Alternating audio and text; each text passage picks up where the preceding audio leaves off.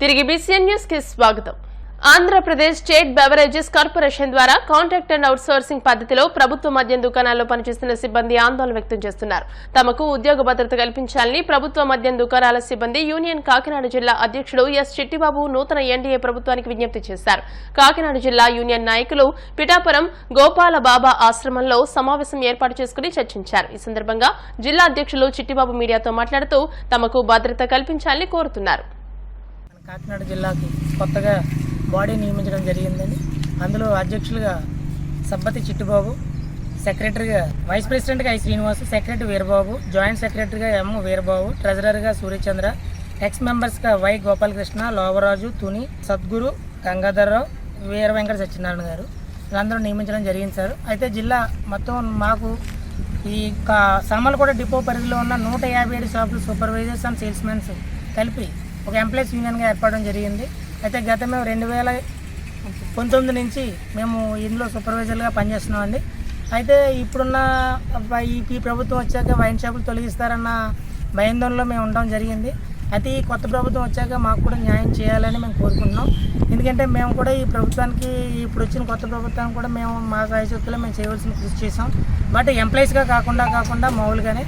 అయితే ఈ యొక్క ఎంప్లాయీగా ఏంటంటే మెయిన్ మా యొక్క జిల్లాలో ప్రతి ఒక్కరికి కూడా ఉద్యోగ భద్రత కావాలి సార్. దయచేసి ఇది కొత్తగా ఎన్నుకున్న ముఖ్యమంత్రి గారికి, అలాగే గవర్నీల పవన్ కళ్యాణ్ గారికి మరియు పురంధేశ్వరి గారికి రిక్వెస్ట్ చేస్తున్నామండి.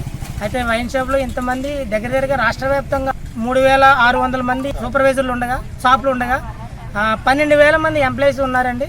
వీళ్ళందరూ కూడా షాపులు తీసేస్తే అందరూ కూడా రోడ్డు బయటకు వచ్చే అవకాశాలు ఎక్కువ ఉన్నాయి. దయచేసి ముఖ్యమంత్రి గారు ఈ నిర్ణయాన్ని ఒకసారి మా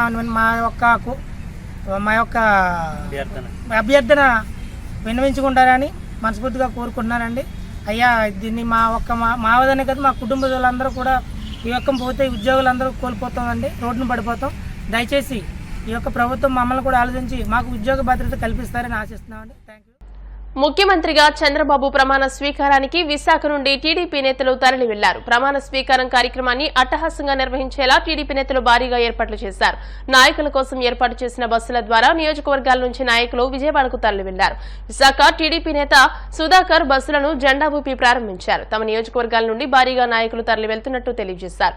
గత ప్రభుత్వ హయాంలో జరిగిన అక్రమాలపై లోతుగా విచారణ జరిపి తగిన చర్యలు తీసుకుంటుందని ఈ సందర్భంగా ఆయన తెలిపారు.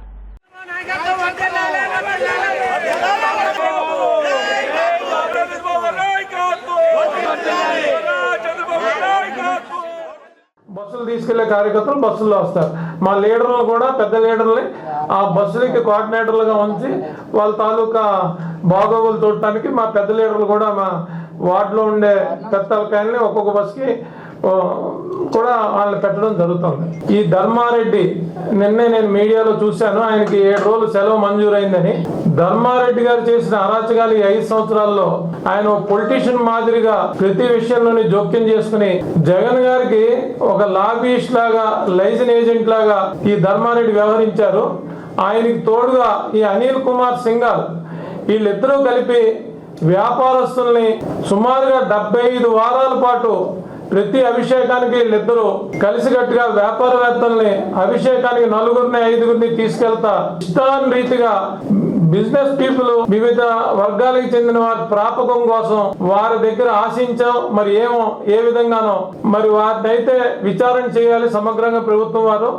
ఈ ధర్మారెడ్డి అనేవాడు కానీ, సింఘాల్ గారు కానీ దీన్ని స్వప్రయోజనాలకి వాడి ఆయన్ని తొందరగా అయితే రిలీవ్ చేయకూడదు. ఎందుకంటే ఆయన సూపరాన్వేషణ కూడా నాకు తెలిసి చాలా దగ్గరలో ఉంది. ఈ భూములు కూడా అలర్ట్ చేశారు టీటీడీలో పైన గెస్ట్ హౌస్లకి, కాటేజీలకి. చైర్మన్ కూడా విచారించాలి. ఎందుకంటే సుబ్బారెడ్డి కూడా నాదే ఉంది. సుమారుగా నేను ఒక 5 సంవత్సరాల క్రితం కళ్యాణ కట్ట కట్టి కొండ మీద నాకు జేయూ గారు వినతి మేరకు కట్టాను. నేను జేఈఓ పోలా భాస్కర్ గారు ఉన్నప్పుడు. ఈ రోజు కూడా నేను అర్జీ పెట్టుకుంటే చైర్మన్ కానీ ఇదే ధర్మారెడ్డి కానీ కనీసం ప్రివిలేజెస్ కూడా మూవ్ చేయలేని పరిస్థితి ఉంది. అంటే వీరికి నచ్చిన వాళ్ళకి తప్ప వీరిని సొంత జోబు సంస్థగా, ధార్మిక సంస్థ అనే భయం, భక్తి నీకు తిరుమల అంటేనే వణుకు పుడుతుంది అందరికీ. అలాంటిది ఏమాత్రం భక్తి ప్రవక్తులు, భయభక్తులు ఏమీ లేకుండా ఇష్టాన్ని రీతిలో చెలరేగిపోయారు వీళ్ళు. వీరికి విపరీతమైన అహం. ఎందుకంటే అన్న చూసుకుని ఇక్కడ మా రెడ్డి గారు ఉన్నారు కదా, విజయవాడలో పాలిచ్చేవాడు మావాడే, మేము ఏం చేసినా చెల్లుతుంది అనే రీతిలో ధార్మిక సంస్థని ఏ రకంగా ఇంకా ఏమైనా ఫైనాన్షియల్ మిస్యూజెస్ చేశారా, ప్రభుత్వానికి స్కీముల ద్వారా ఏమైనా టీటీడీని కూడా వాడేశారా ఏంటనేది కూడా పూర్తిగా విచారణ చేస్తాం. అందులో ఏమాత్రం డౌట్ ఏం లేదు.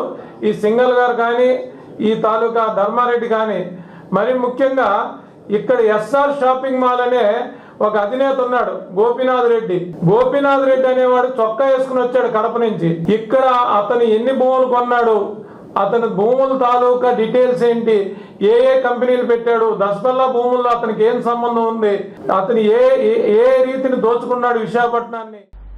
విశాఖలో ఈ నెల 14వ తేదీ అర్ధరాత్రి నుంచి మళ్లీ చేపల వేట సాగనుంది. ఏప్రిల్ 14 నుండి జూన్ 15వ తేదీ వరకు చేపల వేటను ప్రతి ఏటా నిషేధిస్తున్న సంగతి తెలిసిందే. 61 రోజులుగా ఖాళీగా ఉన్న మత్స్యకారులు 14వ తేదీ అర్ధరాత్రి నుండి మళ్లీ చేపల వేటకు వెళ్లేందుకు ఏర్పాట్లు చేసుకుంటున్నారు. బోట్లు, వలల మరమ్మతులు చేసుకుంటున్నారు. వేట ప్రారంభం సందర్భంగా మత్స్యకారుల ఆరాధ్య దైవం గంగమ్మ తల్లికి పూజలు చేశారు. మత్స్యవేట సజావుగా సాగి ఎలాంటి విపత్తులు, ఆటంకాలు ఎదురవ్వకుండా ఉండేలా గంగమ్మ తల్లి రక్షించాలని మహిళలు హారతులు పట్టి పూజలు నిర్వహించారు.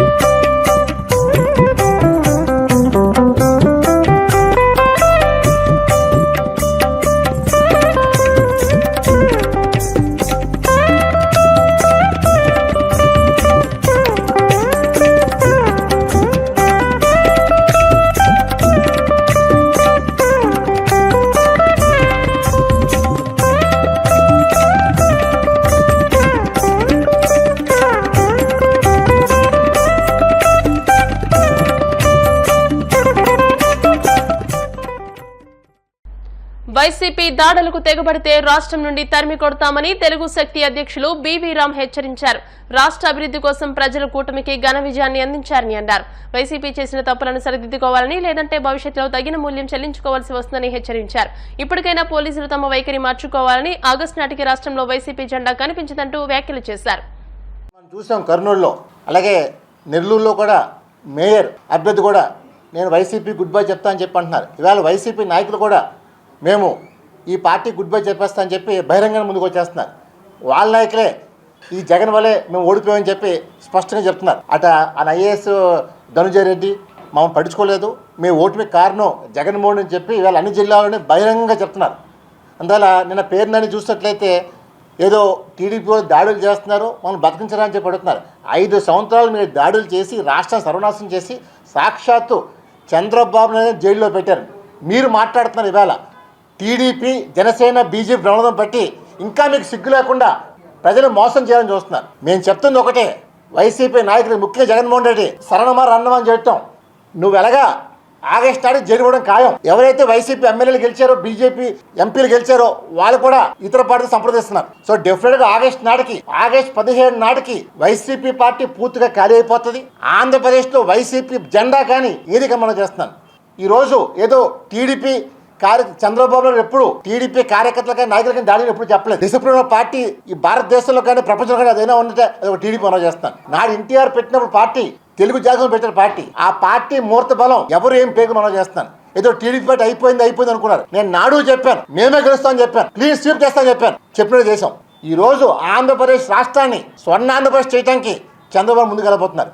రేపు ఆయన ప్రమాణ స్వీకారం చేసిన తర్వాత ఎవరైనా సరే దాడులు చేస్తే తక్షణం వాళ్ళని రాష్ట్ర బహిష్కరించడం డిమాండ్ చేస్తాను. నాడు విశాఖపట్నంలో పవన్ కళ్యాణ్ గారు వస్తే విశాఖ బహిష్కరణ చేశారు. ఎక్కడికి వెళ్ళిపోతున్నా అడుగుతున్నాం. దాన్ని ఒకటే పిలిపిస్తాను, టీడీపీ పైన ఎవరైనా దాడులు చేస్తున్నా, జనసేన మనం చూసాం పిఠాపురం వర్మ గారి నుంచి దాడులు చేసే కారణం, ఎవరైనా దాడులు చేస్తే మాత్రం ఇలాంటి నా కొడుకుల్ని ఈ రాష్ట్రం నుంచి పంపేమని చెప్పి పిలిపిస్తున్నాను. ముఖ్యంగా పోలీసులు ఇప్పుడే మైండ్ సెట్ మార్చుకోండి. గతంలో వైసీపీ జగన్ చెప్పినట్టు చేశారు, కానీ చంద్రబాబు నాయుడు అలా చెప్పరు, రూల్స్ కరెక్ట్ గా చేయమని చెప్తారు. అంటే ఇప్పటికైనా మీరు మైండ్ సెట్ కానీ మార్చుకోకపోతే మాత్రం ఎలాగా లోకేష్ గారు రెడ్ బుక్ లో చాలా మంది పేర్లు ఉన్నాయి, వీళ్ళందరి పేర్లు అవుట్ అయిపోయి మొదలు చేస్తాను.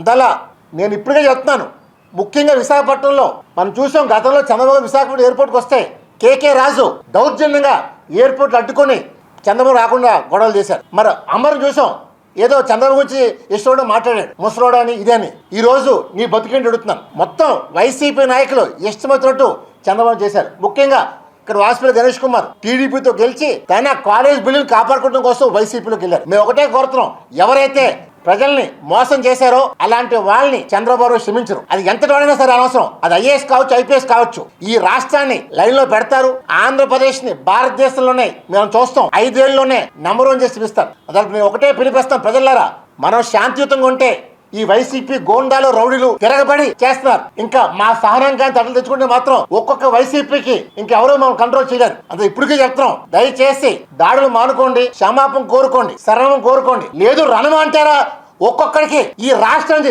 తరుగు కొడతాం. నాడు బ్రిటిష్ తరుగు కొట్టామో అదే స్ఫూర్తితో ఆంధ్రప్రదేశ్ రాష్ట్రం నుంచి ఒక్కొక్క వైసీపీ నా కొడుకుని తరుగు కొంటాం. ఈ రాష్ట్రాన్ని కాపాడుకుంటాం, తెలుగు జాతి కాపాడుతాం, ఆంధ్రప్రదేశ్ ని సస్యశ్యామం చేసి దిస్ ఇస్ ఆంధ్రప్రదేశ్ అని చెప్పి చేస్తాం. జై హింద్, జై తెలుగుదేశం, జై జనసేన, జై బీజేపీ.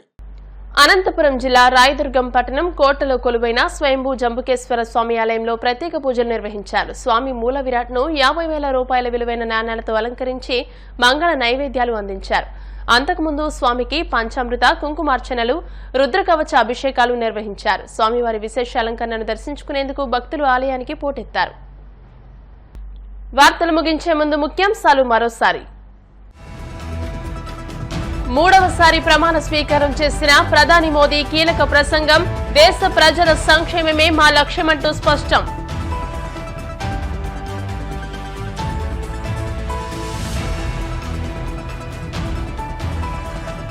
ప్రభుత్వ మద్యం దుకాణాల్లో పనిచేస్తున్న సిబ్బందిని రోడ్డున పడేయొద్దు, అవుట్సోర్సింగ్ పద్ధతిలో పనిచేస్తున్న ఉద్యోగుల ఆవేదన.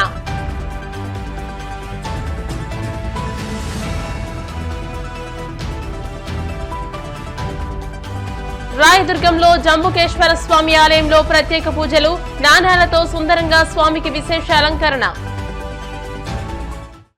ఈ వార్తలు ఇంతటితో సమాప్తం. మరిన్ని వార్తా విశేషాలతో నెక్స్ట్ బులెటిన్ లో మళ్ళీ కలుసుకుందాం. అంతవరకు సెలవు, నమస్కారం. చూస్తూనే ఉండండి BCN న్యూస్.